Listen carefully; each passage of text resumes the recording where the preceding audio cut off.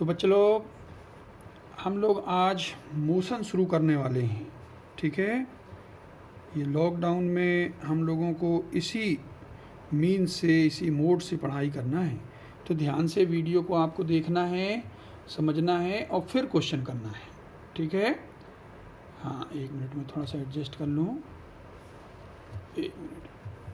हाँ, मोशन में आप देखेंगे कि जैसे ये जो एक ऑब्जेक्ट आपको दिख रहा है, आप पहचानते हैं ये क्या है?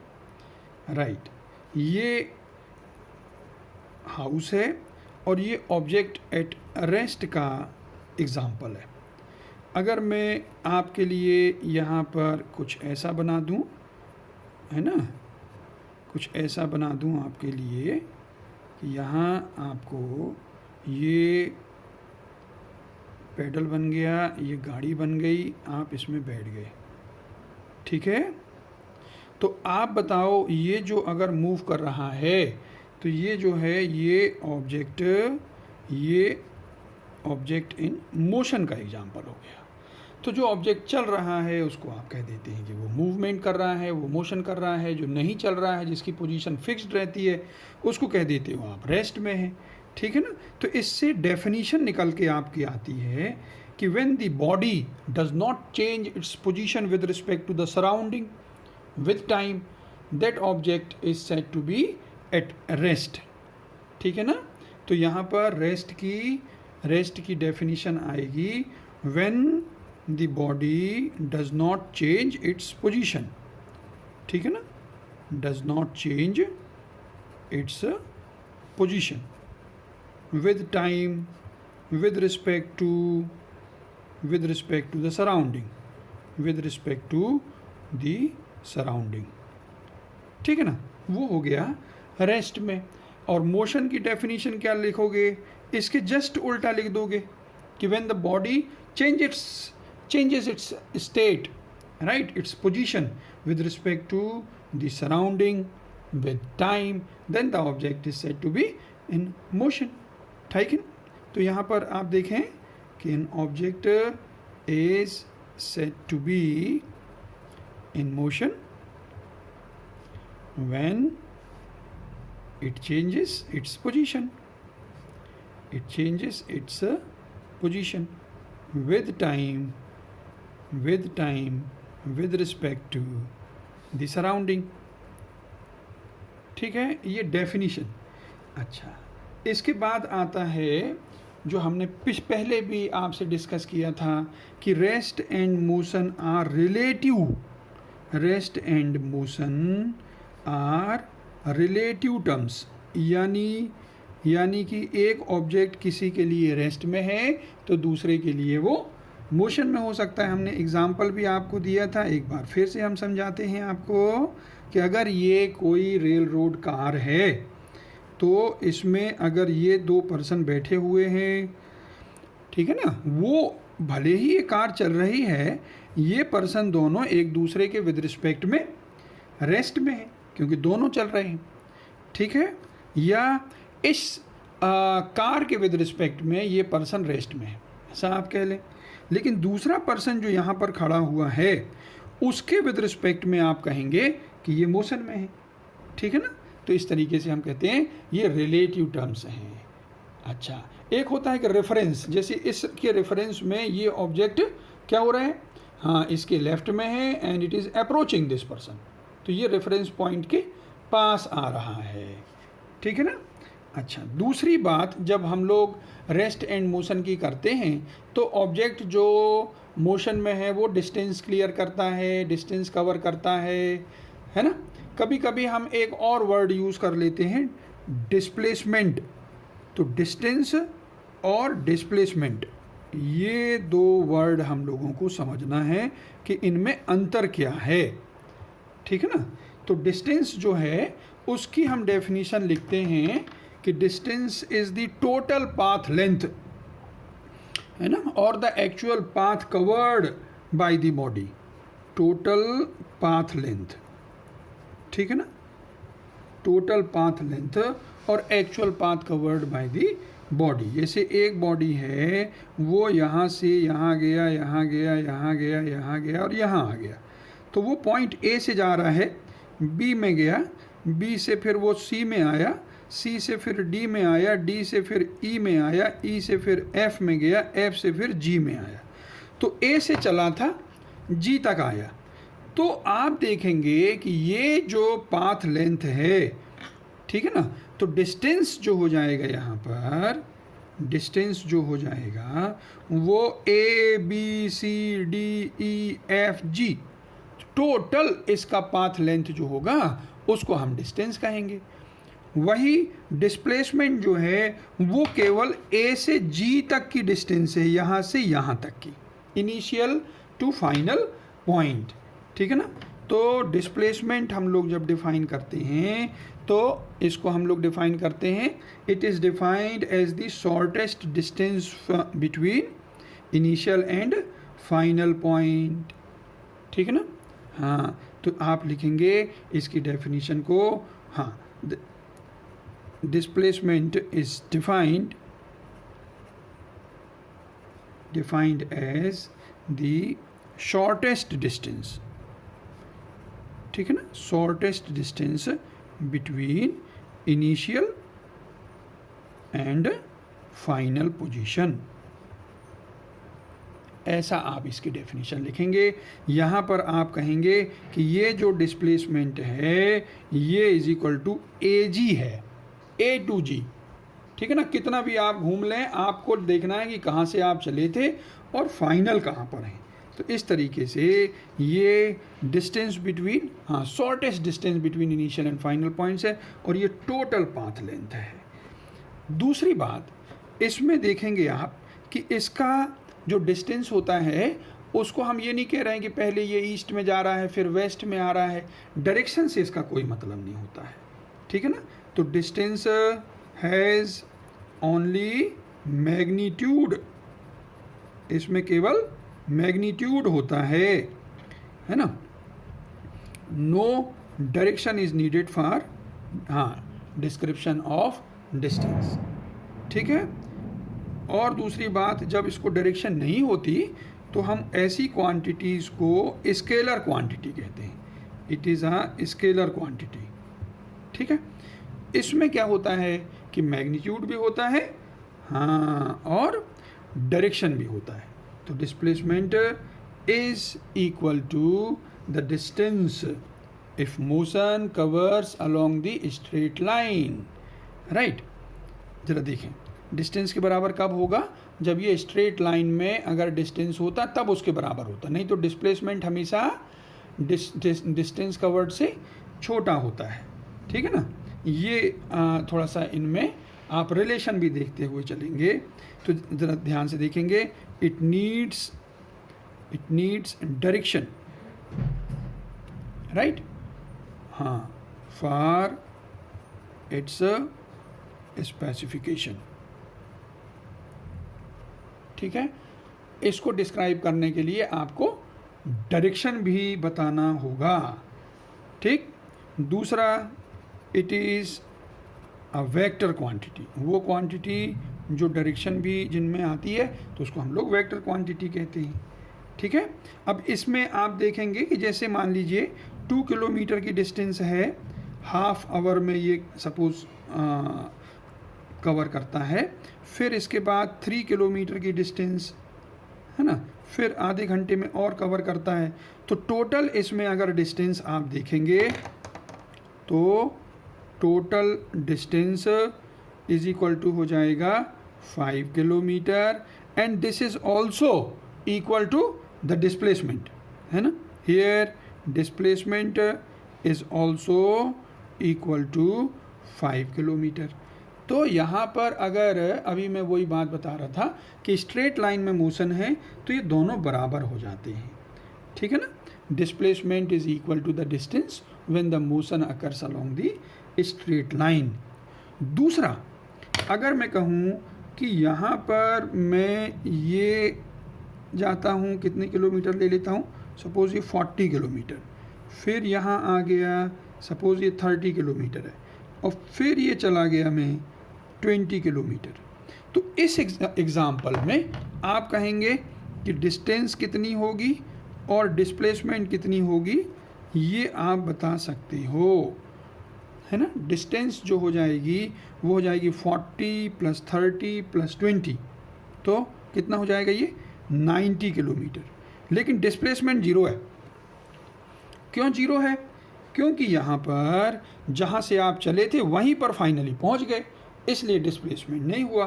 तो ऐसा डिस्टेंस और डिस्प्लेसमेंट के बारे में आपको थोड़ा आइडिया मिल रहा है कि displacement is the distance covered, shortest distance covered between the initial and final point, ठीक है ना। लेकिन डिस्टेंस जो होता है that is the length of the actual path covered, ये आपको ध्यान में रखना है। इसमें आपको डायरेक्शन नहीं बताना है, इसमें डायरेक्शन बताना है। तो ये स्केलर क्वांटिटी होती है, ये वेक्टर क्वांटिटी होती है, ठीक। अच्छा, आगे हम और कुछ टर्म्स को आपको बताएंगे, जिससे मोशन जब आप पढ़ें तो कुछ टर्म्स आते हैं ना, तो आपको क्लियर जब रहेंगे तो फिर आप आसानी से उन चीज़ों को समझ पाएंगे।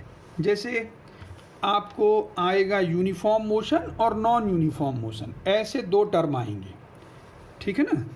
यूनिफॉर्म मोशन और कौन सा टर्म आएगा, नॉन यूनिफॉर्म मोशन।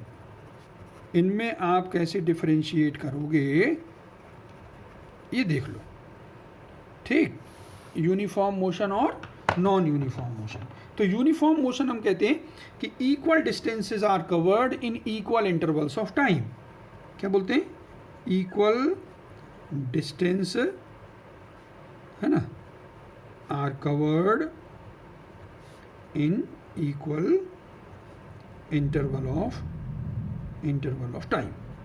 यानी आप अगर एक घंटे का टाइम ले रहे हैं तो पहले घंटे में जितना डिस्टेंस कवर होगा उतने ही आप दूसरे घंटे में डिस्टेंस कवर करोगे। जैसे ये है, सपोज़ ये बाइसिकल है, तो पहले घंटे में जितना डिस्टेंस ये कवर करेगा उतना ही दूसरे घंटे में इसको डिस्टेंस कवर करना पड़ेगा, ठीक है।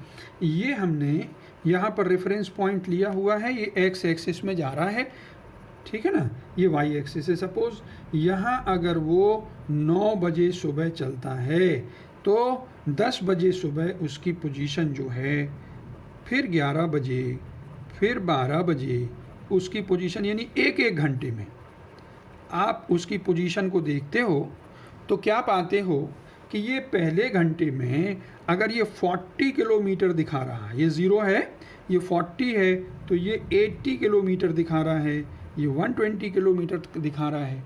इसका मतलब हर एक घंटे में वो 40 किलोमीटर चल रहा है। तो equal distances are covered in equal interval of time, so this type of motion is known as uniform motion. दूसरा, इसका अपोजिट कह लें आप कि जब वो इक्वल डिस्टेंसेस कवर ना करे तो फिर उसको नॉन यूनिफॉर्म मोशन कह देंगे। तो क्या लिखोगे? अनइक्वल डिस्टेंसेस आर कवर्ड, है ना, इन equal interval of time, equal interval of time. यानी आप टाइम तो एक ही घंटा ले रहे हो, लेकिन उसमें डिस्टेंस जब आप देखते हो तो वो अलग अलग आती हैं। जैसे इसको मैं फिर से आपकी साइकिल दिखा दूं या मोटरसाइकिल दिखा दूं, ठीक है। यहाँ पर आप देखते हो कि ये जो आपकी बाइक है वो एक घंटे में, यानी आप 9 बजे देखते हो, 10 बजे देखते हो, 11 बजे देखते हो और 12 बजे देखते हो। तो इसमें इसकी पोजीशन जो है आप क्या पाते हो कि पहले घंटे में वो 50 किलोमीटर पर है, तो दूसरे घंटे में पता चला वो 70 किलोमीटर की लाइन पर है, फिर ये 100 किलोमीटर की लाइन पर है। तो आप कहोगे ये पहले घंटे में ये 50 किलोमीटर कवर किया, लेकिन इस दूसरे घंटे में ये कितना किया? ये केवल 20 किलोमीटर किया, और तीसरे घंटे में ये 30 किलोमीटर किया। तो unequal distances are covered in equal interval of time. आपने एक घंटे का टाइम ही देखा, लेकिन उसमें ये डिस्टेंसेस अलग अलग हैं। तो ऐसे मोशन को क्या बोलते हैं हम लोग? ऐसे मोशन को हम लोग बोलते हैं नॉन यूनिफॉर्म मोशन, ठीक है ना। ऐसे ही टर्म आएंगे आपके स्पीड और वेलोसिटी के, ठीक है। तो उनको और देख लेते हैं हम लोग। फिर हम आपको क्वेश्चन करना सिखाएंगे, कोई चिंता नहीं है। जरा देखो यहाँ पर अब मैं ले लेता हूँ, एक टर्म ले लेता हूँ स्पीड और दूसरा टर्म ले लेता हूँ वेलोसिटी। ठीक है ना, हम लोग अभी तक उनमें दोनों को एक ही सेंस में यूज़ करते चले आ रहे हैं। ठीक है, क्योंकि हम जब स्ट्रेट लाइन मोशन हो, एक ही डायरेक्शन हो, तो वास्तव में स्पीड और वेलोसिटी एक ही रहती है, क्योंकि वेलोसिटी का मैग्नीट्यूड स्पीड के बराबर होता है। लेकिन जब डायरेक्शन चेंज हो जाती है ना, तो फिर हमको वेलोसिटी की डायरेक्शन अपोजिट दिखानी पड़ती है। तो यहाँ पर बेसिक जो है आप कहोगे it is a scalar quantity, और स्केलर क्वांटिटी ऐसा लिखेंगे, और वेलोसिटी को क्या लिखेंगे, it is a vector quantity. ठीक है ना, वेक्टर का मतलब it needs direction to specify it completely, और यहाँ पर it does not need any direction to specify it. दूसरा स्पीड जो है आप कहेंगे कि स्पीड को हम लोग स्पीड को लिखेंगे distance covered per unit time, यानी एक सेकंड में कितना डिस्टेंस कवर हुआ उसको हम लोग बोलेंगे स्पीड। इसकी यूनिट है मीटर पर सेकंड। आप किलोमीटर पर आवर में भी लिख सकते हो, और चेंज कैसे करते हो मालूम है ना। हाँ, मीटर पर सेकंड को अगर बदलना हो तो 18/5 का मल्टीप्लिकेशन करना किलोमीटर पर आवर में। ठीक है ना। हाँ, किलोमीटर पर आवर को लाना हो तो 5/18। अभी हम लोग क्वेश्चन करेंगे तो फिर वो कन्वर्जन भी आपको करना पड़ेगा। वेलोसिटी जो है उसको आप कहेंगे हाँ displacement covered in unit time, तो इसको मैं लिख दूँ displacement covered per unit time, तो इसको बोलते हैं हम लोग वेलोसिटी। इसमें भी आपको बता दूं कि uniform speed, non uniform speed, uniform velocity, non uniform velocity, ठीक है ना, ये टर्म आएंगे। तो ज़रा देखना कौन सा टर्म मैंने बोला, यूनिफॉर्म स्पीड। ठीक है, तो यहाँ पर यूनिफॉर्म स्पीड की जब बात करेंगे आप लोग तो कहेंगे कि यूनिफॉर्म स्पीड का मतलब होगा equal distances covered in equal interval of time. Equal distances are covered in equal interval of time. ठीक है, तो उसको बोल देंगे uniform speed. Non uniform speed किसको बोलेंगे आप, उसी से आपका डेफिनेशन बनेगी ना, नॉन यूनिफॉर्म स्पीड। तो आप कहोगे कि अगर वो डिस्टेंसेस का word equal interval of time में डिफरेंट हो तो वो नॉन यूनिफॉर्म हो जाएगा। ठीक है ना, नॉन यूनिफॉर्म स्पीड या वेरिएबल स्पीड भी बोलते हैं, कि यहाँ पर स्पीड एक सी ना रहे तो उसको वेरिएबल कह देंगे। यूनिफॉर्म का मतलब कांस्टेंट स्पीड, नॉन यूनिफॉर्म का मतलब है वेरिएबल स्पीड। ठीक है ना, तो यहाँ पर आप कहेंगे unequal distances are covered in equal interval of time. ठीक है, बिल्कुल वही डेफिनेशन। आप कहोगे ये तो अभी हम uniform motion non uniform motion में पढ़ के आए, हाँ उसी से मिलता जुलता है, उसी से मिलता जुलता है ये। ठीक है, और फिर एक टर्म और दे दूंगा मैं जिसको बोलेंगे average speed.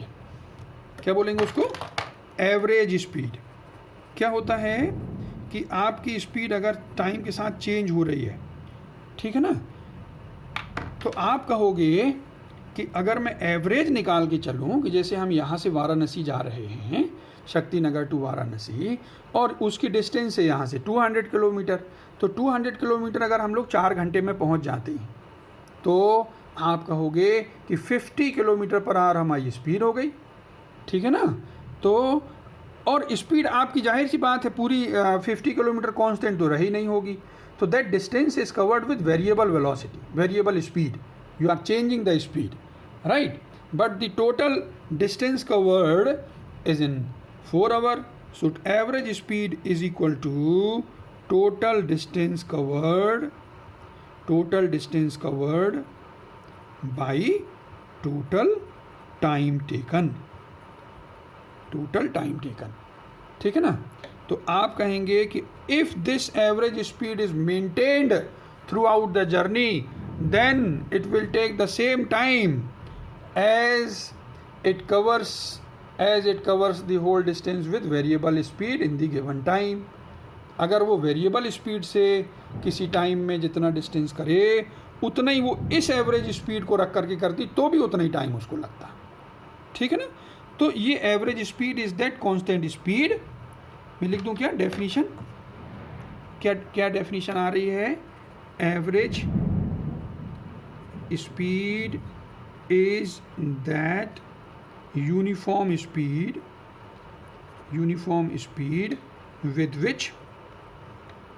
with which same distance is covered in the given time, है ना। Average speed is that uniform speed with which same distance is covered in the given time as is covered with variable speeds in that same time।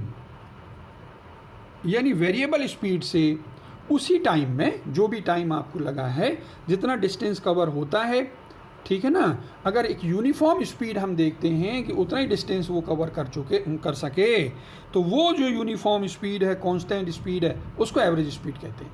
तो आप इसको जब निकालोगे तो कैसे निकालोगे? टोटल डिस्टेंस क्या है और टोटल टाइम क्या है, बस उसका रेशो ले लेना। तो ये तो हो गई हमारी स्पीड की बात। और यही चीज़ें वेलोसिटी में आएंगी बेटा। कौन कौन सी चीज़ें? Uniform velocity. तो आप कैसे डिफाइन करोगे? अब इसको यहाँ पर कहोगे आप equal displacements are covered in equal interval of time. ठीक है ना। जैसे आपने वहाँ डिफाइन किया, वहाँ डिस्टेंस लिखा, यहाँ डिस्प्लेसमेंट लिखा। नॉन यूनिफॉर्म के लिए आप कह दोगे, unequal displacements are covered in equal interval of time, ऐसा कह दोगे आप। ठीक है ना। इसके बाद फिर एवरेज वेलोसिटी के लिए क्या कह दोगे बताओ? एवरेज वेलोसिटी के लिए कह दोगे कि this is that constant velocity with which the same displacement is covered as is covered by the variable velocities in the given time. एक तो वो डेफिनेशन हो गई जो मैंने यहाँ लिखी थी, और दूसरी डेफिनेशन हो जाएगी एवरेज वेलोसिटी के लिए total displacement by total time taken. ठीक है। तो ये आपकी वेलोसिटी और स्पीड को मैंने साथ साथ आपको समझाया। तो आपको एक कंपैरेटिव स्टडी जब करते हो ना, तो याद भी होते चले जाता है। ठीक है। तो आपको जब भी देखना हो कि कितना स्पीड है, कितनी वेलोसिटी है, तो क्या करोगे आप? Total distance by total time taken, और वेलोसिटी के लिए total displacement by total time taken. देखो अब मैं कुछ एग्जाम्पल आपको बता दूं जिससे आप क्वेश्चन कर सको। तो एग्जाम्पल आपको बता देता हूं। ठीक है। हाँ देखो, पहला है, अगर एग्जाम्पल नंबर 1 कह देता हूं मैं कि एक कार है, वो 50 किलोमीटर पहले घंटे में, फर्स्ट आवर में वो 50 किलोमीटर की डिस्टेंस कवर करती है। ठीक है ना। दूसरे घंटे में, फिर से मैं दूसरा घंटा ले लिया, इसमें 40 किलोमीटर करती है। ठीक है ना। और फिर जो नेक्स्ट 2 आवर्स हैं उसमें वो 60 किलोमीटर करती है, स्ट्रेट रोड में जाती है वो। तो आपको बताना है कि यहाँ पर एवरेज स्पीड क्या है और एवरेज वेलोसिटी क्या है।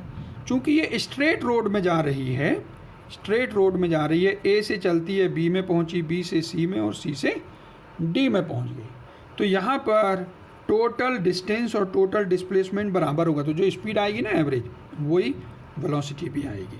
तो टोटल डिस्टेंस हम स्पीड निकाल लेते हैं। 50 + 40 + 60 कितना हो गया? 150 किलोमीटर। ठीक है ना।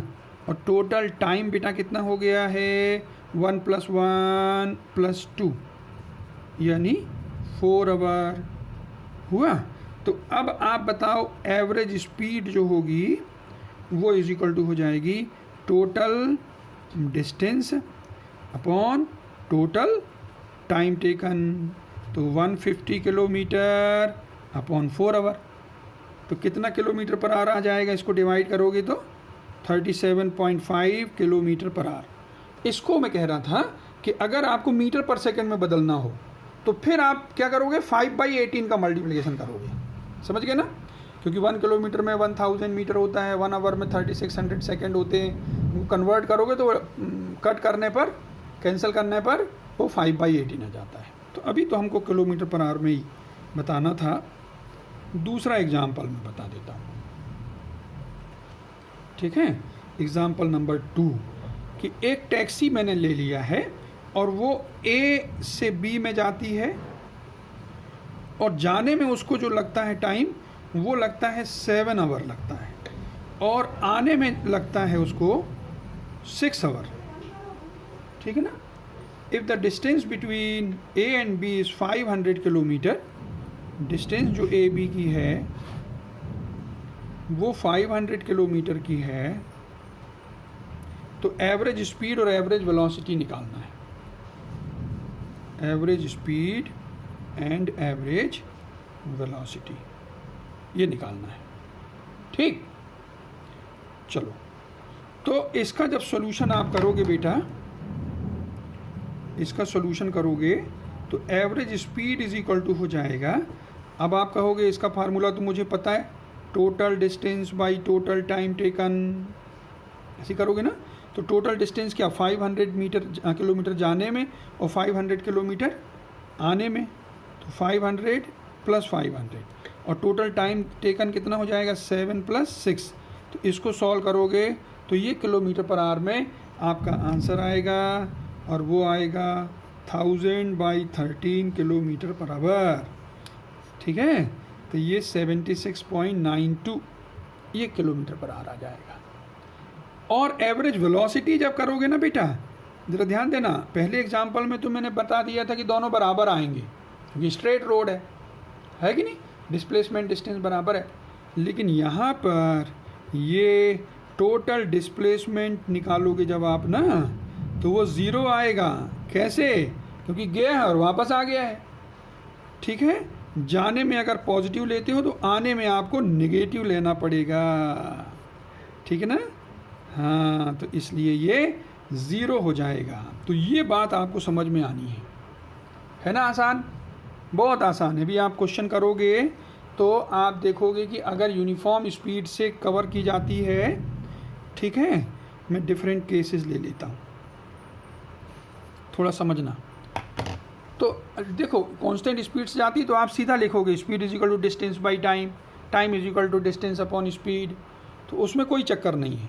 लेकिन जहाँ पर जब 2 स्पीड आ जाती है ना, वहाँ पर थोड़ा सा आपको ध्यान देने की ज़रूरत है, क्योंकि कुछ क्वेश्चंस में आपको ऐसा आएगा, कुछ क्वेश्चंस में आएगा कि 2 इक्वल हाफ डिस्टेंसेस, ठीक है ना, विद डिफरेंट स्पीड्स।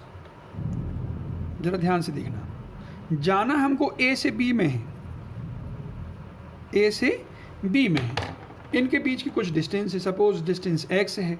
अब मैंने आधी डिस्टेंस को v1 स्पीड से कवर किया और दूसरी आधी डिस्टेंस को v2 से कवर किया, तो एवरेज स्पीड कैसे निकालेंगे हम लोग, ठीक है ना। एवरेज स्पीड का कैलकुलेशन कैसे करेंगे, तो यहाँ पर फार्मूला बनेगा बेटा, ज़रा ध्यान से देखना, average speed is equal to total distance जो हो जाएगा ना, वो हो जाएगा x/2 + x/2, ये टोटल डिस्टेंस है।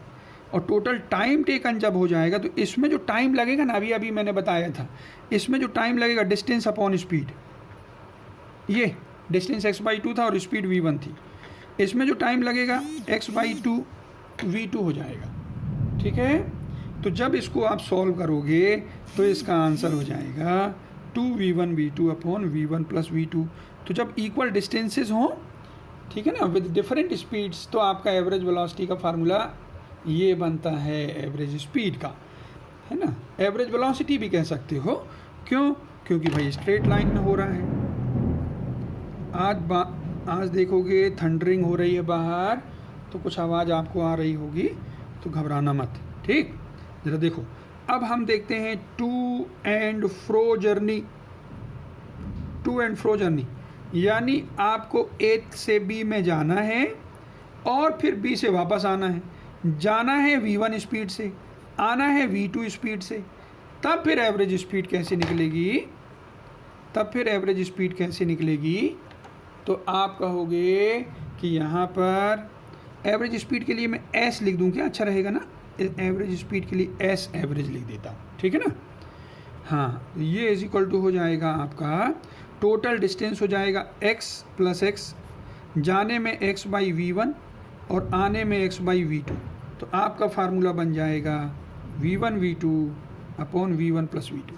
तो ये वैल्यू दी रहेंगी आपको कि मान लो 50 किलोमीटर से गया और 40 से आया, तो 50 इंटू 40 अपॉन 50 प्लस 40, तो आंसर आ जाएगा, ठीक है ना? वो आप जब क्वेश्चन देखोगे तो आपको खुद ही समझ में आएगा। पहले आप क्वेश्चन करोगे, फिर मैं डाउट बताऊंगा आपको, ठीक?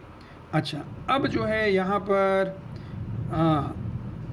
अब मैं लेता हूँ, जैसे मैंने ले लिया हाफ डिस्टेंस को अलग अलग स्पीड से। अब स्पीड जो है आप कहोगे different speed in equal half time, ठीक है ना? Different speed in equal half time. क्या मतलब हुआ इसका?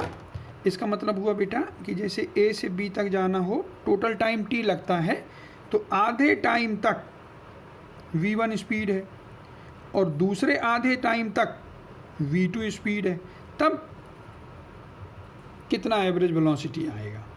तो फिर हमको लिखना पड़ेगा एवरेज वेलोसिटी नहीं, क्या बोलते हैं इसको, एवरेज वेलोसिटी भी हो जाएगा, एवरेज स्पीड भी हो जाएगा ना, कोई चिंता नहीं है। V1 इंटू T/2, ये डिस्टेंस का वर्ड है, देखो जाने में ये, और प्लस ये वाली डिस्टेंस कितनी हो जाएगी? V2 इंटू T/2, और टोटल टाइम टेकन कितना हो गया? T/2 प्लस T/2 यानी T, ठीक है? तो आप देखोगे कि इसका आंसर V1 प्लस V2/2 ऐसा हो जाएगा। तो ऐसे अलग अलग आपको फार्मूला ये क्वेश्चंस मिलेंगे, ठीक है ना? मैं आपको ये क्वेश्चंस दूंगा। ये वाला क्वेश्चन जो आपको असाइनमेंट ऑलरेडी दिया हुआ है, ये क्वेश्चन नंबर 2 में कुछ आंसर में चेंजेस हैं, वो मैं बता दूंगा आपको, ठीक है? तो इसके क्वेश्चन पता है, आप क्वेश्चन नंबर 15 तक बहुत आसानी से कर सकते हो, और ज़्यादा है तो आप 19 तक जा सकते हो, पर 15 क्वेश्चन तक आपको करना है, ठीक है ना? ये आपका होमवर्क रहेगा। हाँ, ठीक है। तो आज की क्लास हम यहाँ ख़त्म करते हैं। आप क्वेश्चन करिए और फिर हमको रिपोर्ट भेजिए, सॉल्यूशन भेजिए। Okay, thank you.